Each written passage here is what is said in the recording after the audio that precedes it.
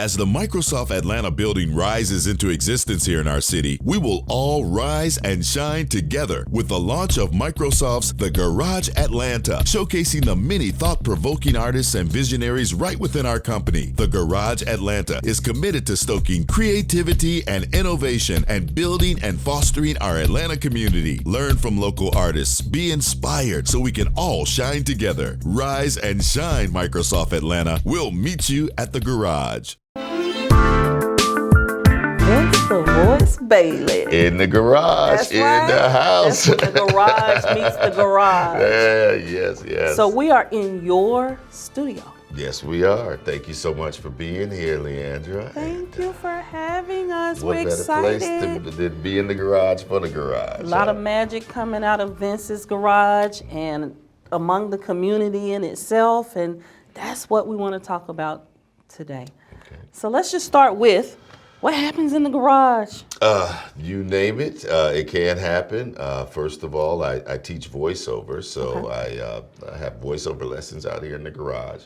But mainly what I do is produce, say like donuts for organizations, give them that credible look, that news look for a second. So today, Leandra was in the garage, and now let's check it out. We rolled the B-roll footage from wherever and put it together. So I've been able to do some exciting things with organizations here in Atlanta.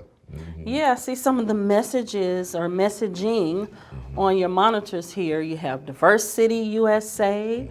We also have Black Mental Matters. Talk about the messaging. Well, Diverse City USA was a television program that I used to produce, and that I'm going to bring back to fruition, that really highlighted the great diversity here in the metro. And Diverse City USA is a place where we all live, work, and play together. So, I mean, we'll go to a mosque, to the Caribbean Jerk Festival, talk with the Haitian ambassador. But one of the things it really did was introduced me to a lot of communities out here. And so I think I was producing the show back in 2012, 2013. And created a lot of great relationships, one being the Asian community. And as a result, out of the top 25 Asians, I'm number 26. Okay. So it's congratulations. It's been great, to get an understanding of other cultures and you know why they do what they do, and the foods that they eat, and the holidays that they celebrate. Awesome, good stuff. So this is where you are now. Let's back up to the beginning. Okay. Whatever the beginning is for you. Vince the Voice, that spark. How did you get from the spark? What was the spark? And where did you go from there? The spark was just a love of reading. As a kid, I devoured books, and my parents, would give me all kinds of books. I loved Greek mythology, things like that. And so, I mean, it would be to the point in class, I went to Catholic school, anybody but Vince come up and read, Right. Who wants to read? Me! Jump up out the seat. And at church, as a lector and things like that. And from there, I was an MC. I had a summer job, and I was like 13 years old. Remember, we used to cut the weeds down and everything. And I was asked to be the MC. I was like, wow. And there was this girl in the little talent show that we had that I liked. Okay. And she got up to sing a song, and she messed up. And everybody laughed at her, Leandra. So you know me, I jumped on stage on my white horse. My You don't hero. laugh at people when they mess up. And everybody shut up. Wow. And I Command the room. Okay. The microphone is powerful. Yes. And never turned it loose after that. Wow. I started DJing. The real revelation was I went to college for 2 weeks, and a man came into the classroom and said that there's an opportunity to read for the blind with the Trade Winds radio reading service. And I went down to that radio station, never went back to school, got on that microphone. That introduced me to public access television. I think I was 21 years old, my hometown of Gary, Indiana. Became the program director at age 21. Produced a ton of terrible local programming, but it was great at the time. Got married, moved to Arkansas, then got on the radio, was successful at radio, Billboard Station of the Year, Power 92, worked for Comcast, the city of Little Rock. and at HBCU there. Then I went out on my own in '96. Okay. And the thing that I found all along the way, like working at the radio stations and things, I'd always be the one working with the nonprofits, the March of Dimes, the Walk for the Kids kind of thing. I would always be the one doing that. And you fast forward to today, and that's still my clientele. A lot of nonprofit agencies or business associations and organizations that are trying to do things to help the community. Yeah. So you're a community-driven person. Oh, I'm all the way. People, we make the world go round. Yeah, absolutely. And you mentioned the Black Mental Matters. That's a podcast that I produce around mental health. And it's very personal to me. I will share with you that I lost my dad and a brother to suicide. And people don't realize what folks go through. Yeah.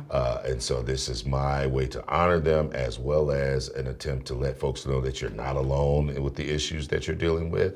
And to this point, it's been therapeutic for me, as well as gratifying when I hear from people that it has helped. Yeah, that's good to hear. Now, is this a weekly broadcast? It is, at this point, it's bi-weekly. I'm up to episode 66 now. Wow. We're on Spotify, TuneIn, all the platforms. You can tell Alexa or Siri, hey, play the Black Mental Matters podcast, which is an amazing situation.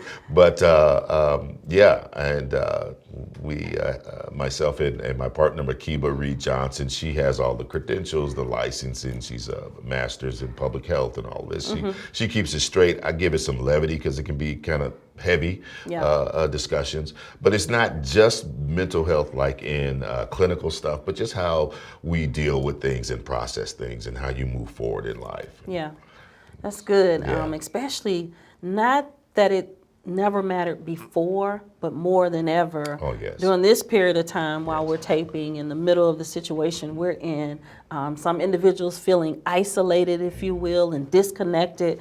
So it's good that you have that flow going for people to tune in and know that they're not alone. Yeah, it's I said we're having a collective PTSD, every day, and the more you consume it, the deeper it gets within you. So yeah, I encourage you to take a listen. I listen to myself even when I get in the car, because you just don't know how you can help someone, especially with media. Yeah. Now, you don't seem to be afraid, Vince. I said this with someone else I met earlier about diversifying your portfolio in the sense of not being afraid to try something different, putting your work out there, touch points in many different places. Have you ever just felt like you just failed and you couldn't bounce back? That I failed. I don't feel like that. Okay. I've been in business since 1996, but I feel like I've been in business all my life. In that the whole goal was this is what I teach in my voiceover class. We're here to help others, and because we help others, they pay us, right? And so that's how I approach every situation, every contract, every relationship. How can I help?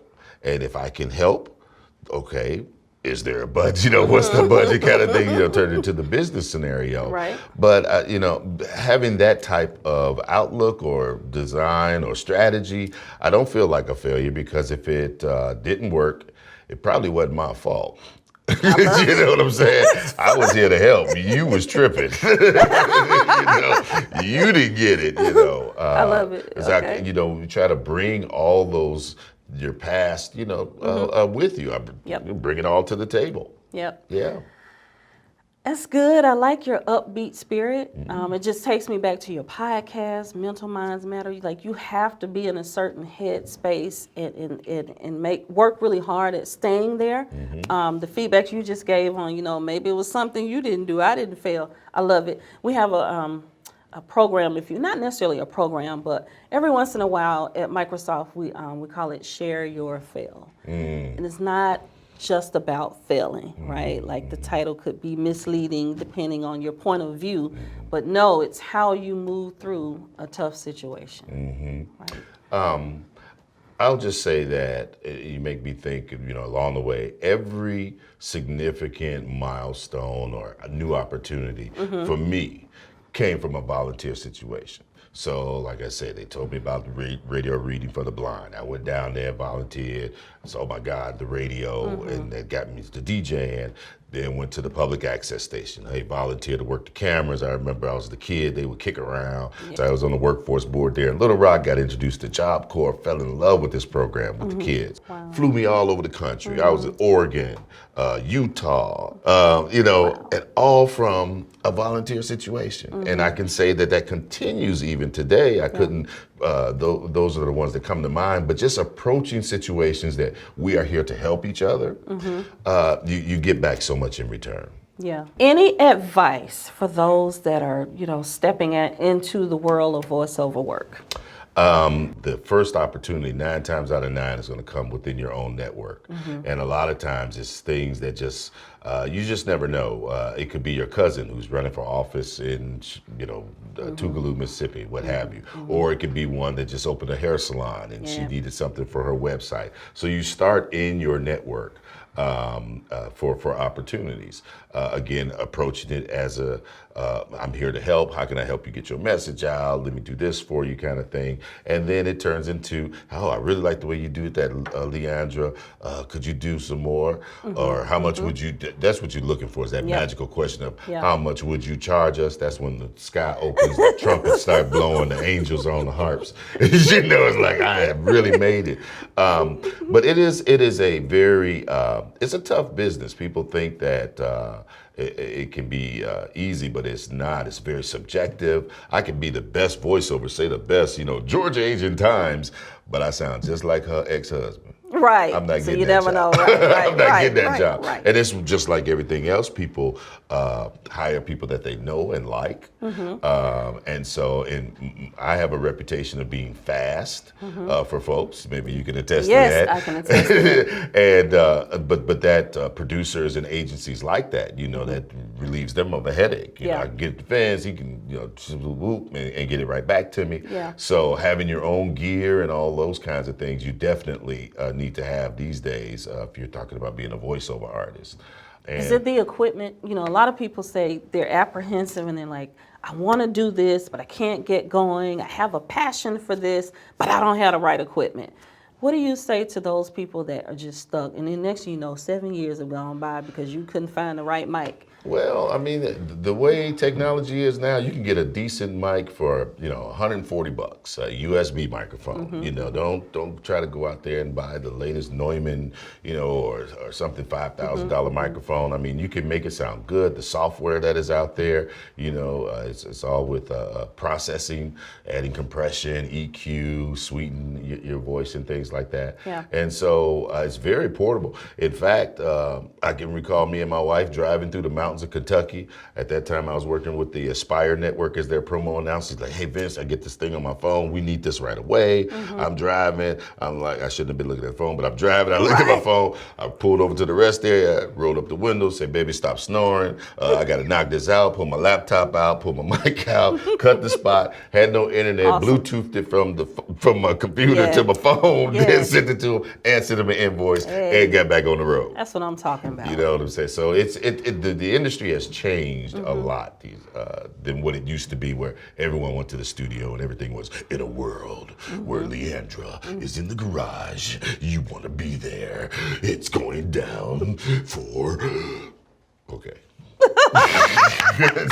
I love the transition. So check this out, though. Please. Microsoft employees. Here in Microsoft Atlanta, we have a studio. Okay.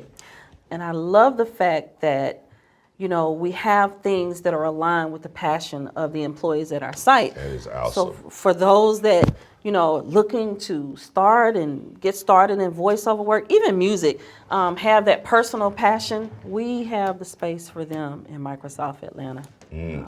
I definitely throw my hat in the ring. I would love to meet and work with folks. This is the space that I teach privately here at home. And of course at Clayton State, I've been doing that for about 10, 12 years. So if I can, ever be, and my thing is, I'm not the advanced teacher. What I'm able to do is get that, you said it earlier, get that spark going. Let you know that you can do it, believe that you can do it. folks always say I don't like the way I sound. You're right. That my first, hey, it ain't for you to like. It's for the other people to like. I don't like the way that I sound, but since my clients like it, I love it. You know what I'm saying? It's not for you. And once you can kind of get over yourself, that was the big revelation for me years ago. Was it ain't about you, Vance. And now this voice, I MC professional ballroom dance competitions. I have been doing that for 10 years. It's amazing. You know, Paso Doble, Merengue, all those dances in beautiful 5-star resorts. You know, I've seen a dress, $65,000 dress to dance in. Wow. You know what I'm saying? So it's no telling where that voice can take you. Basketball, sports. I was about to say basketball, right? You were the voice of The Atlanta Dream for 12 years, boxing, arena football, the Georgia Force that was here. And what's crazy is I am not a sports fan. I care less, and I would confess, I would secretly be wishing we lose in the playoffs. Because it's like, dang, if we win this game, then we play on Thursday. But if we win, we play on Saturday. Your whole life is secretly back then. raw and honest. But you don't have to, you know, necessarily be a sports fan in order to be a good sports announcer. I got excited the fact that people all being in one big place and making a lot of noise and having a good time and the music playing. You know, this is Atlanta. So when our team come out, it's like, you know, we popping and locking and everything. And it was just a great time. They got new management and went a different direction. But who knows what's coming up. Okay. I hear you. So what do you want us to know about Vince the Voice Bailey? What do you want us to know? Voiceover again is a big part of my life and teaching voiceover. So, you know, for those, definitely I'm always available to do that, teach. But more so is about getting information out to people. Some of my clients include the NAACP, the SCLC, a lot of outreach campaigns. When there's a good cause, I am definitely 100% in. Other things I got to think about, and you know, really, but when there are folks who are trying to make a difference in others' lives, that just attracts me and it makes me think of what I can do to help them do what they do. Yeah. It's been a ride. I'll be 58 this year, so I've been doing this stuff now since the very first time I picked up a camera. It was at a family reunion when I was 16, and I never put that camera down either. So it's been a good ride. Awesome. And now that I've visited your garage, can I count on you coming to the Microsoft garage? Can we go now? Let's go. Wrap this up. This is a wrap. Come on, let's go. It's a wrap. You heard the man.